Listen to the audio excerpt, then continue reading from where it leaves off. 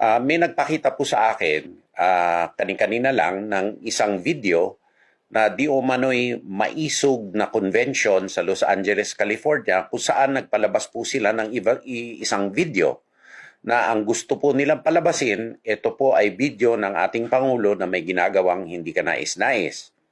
Pero kitang-kita po dito sa video na hindi po yan ang ating Pangulo. Peke po ang ginawa nila na video at obvious po na ito ay gawa-gawaan lamang.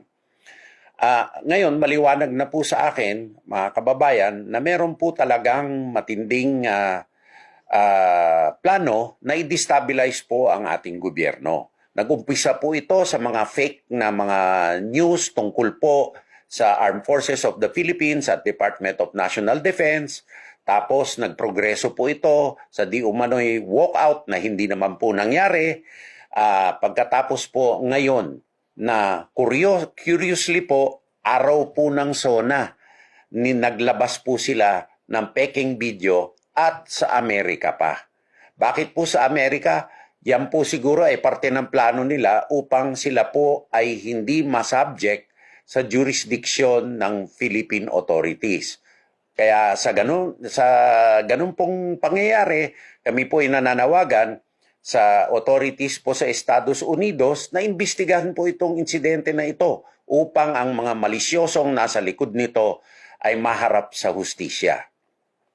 Kami naman po sa Department of National Defense, 10 ng lahat ng ahensya, kaanib na po ang Armed Forces of the Philippines, ay naninindigan na solido sa likod ng liderato ng ating Pangulo, President Ferdinand Romualdez Marcos Jr., ang constitutional chain of command at ang ating saligang batas.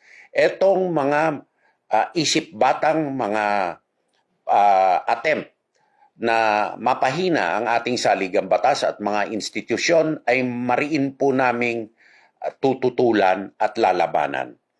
Kami po ay makikipag-ugnayan at makikipagtulungan sa lahat po ng ahensya ng gobyerno upang masugpo itong mga nasa likod nitong hindi kanais-nais at karumal-dumal na plot na ito o mga gawain na ito na at kung ito ay may kaugnayan sa mga iba't ibang mga puwersa na hindi kanais-nais.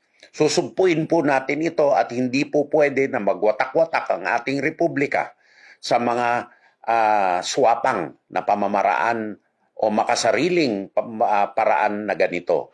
Kami po ay nananawagan sa ating mga taong bayan na manindigan sa likod ng inyong republika, sa likod po ng inyong saligang batas, sa likod po ng soberanya, sa likod po ng territorial integrity ng Republika ng Pilipinas na pilit niwawasak at pinaghihiwa-hiwalay nitong mga makasariling at mga karumal-dumal na mga tao na ito.